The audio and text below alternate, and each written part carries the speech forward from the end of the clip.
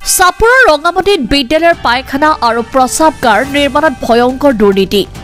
এবাৰ বিদ্যালয়ৰ কামত দুৰ্নীতি একাংশ ধন লোভী ঠিকাদাৰৰ।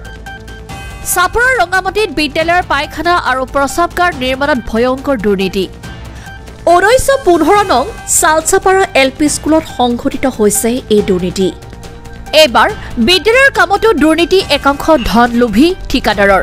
কাম সম্পূৰ্ণ নকৰাকৈ ৭৫% ধন মোকলাই লৈ গ'ল দুৰ্নীতিগ্ৰস্ত ঠিকাদাৰ মনোৱাৰ হুছেইনে। মনোৱাৰ হুছেইনে চাচলাপাৰাৰ পঞ্চায়ত প্ৰাক্তন সদস্যৰ স্বামী। পত্নী পঞ্চায়ত সদস্য হোৱাৰ সুযোগ লৈয়ে স্বামী মনোৱাৰ হুছেইনে চলাই গৈছে এই লুণ্ঠন ৰাজ।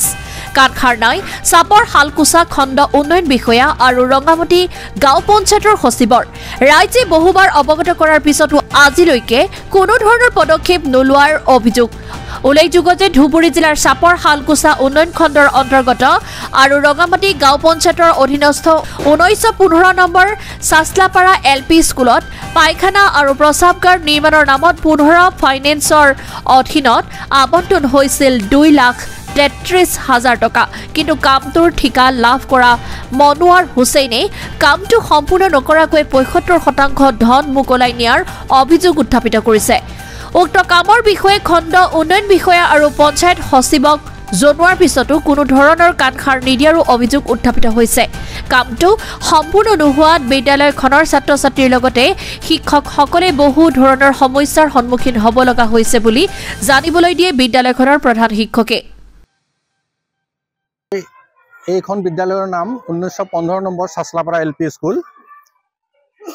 পঞ্চায়তৰ ফালৰ পৰা এইখন বিদ্যালয়ত এটা কাম দিছিলে। এই কামটোৰ কৰি আমাৰ এনেকুৱা অসুবিধা হৈছে যে আমাৰ আগৰ পুৰণা যিটো লেট্ৰিন বাথৰুম আছিল এইখিনিও এতিয়া অসুবিধা মানে অপ্ৰয়োজনীয় হৈ পৰিছে। আমি এইটো ব্যৱহাৰ কৰিব পৰা নাই। গতিকে এই কামটো যদি সোনকালে হয় তেতিয়াহ'লে আমাৰ বিদ্যালয়খনৰ কাৰণে ভাল হ'ব।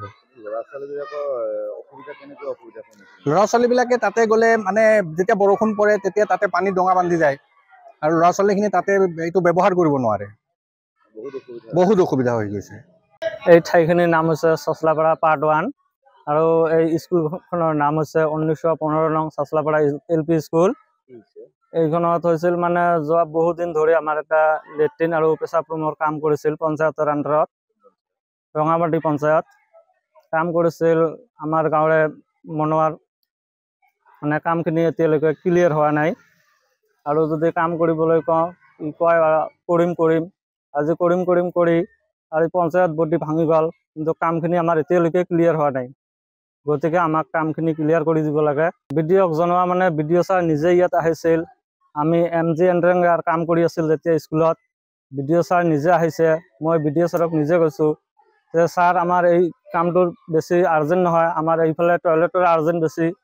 কিন্তু BDO ছাৰে নিজে ফটো চটো মাৰিলে আৰু পঞ্চায়ত ছেক্ৰেটাৰীও আছিল। সিহঁতে BDO ছাৰে ক'লে ঠিকে আছে মই একশ্যন ল'ম।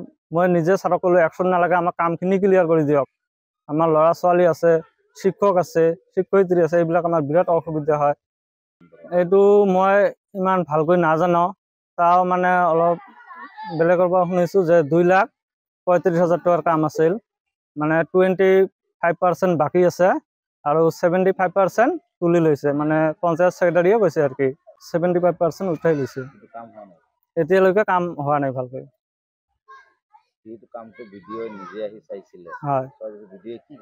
BDO কৈছে ঠিক আছে এইটো কাম হ'ব, মই একশ্যন ল'ম ইয়াত।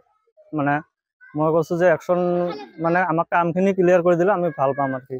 মানে BDO ছাৰ আৰু আমাৰ পঞ্চায়ত ছেক্ৰেটাৰী আছিল, ইহঁতে কৈছে কামখিনি আমাৰ যিটো এষ্টিমেট মতে হোৱা নাই। তেতিয়া তাও আমি কৈছোঁ যাতে কামখিনি যেনেকৈ হৈছে আৰু কি আমাক ক্লিয়াৰেঞ্চ কৰি দিব লাগে। কামটো কৰিছে আমাৰ গাঁৱৰ মনোৱাৰ। মনোৱাৰ মানে তাৰ ৱাইফ এই গাঁৱৰ মেম্বাৰ আছিল, তাৰ কাৰণে ই কৰিছে নেকি এইখন কাম।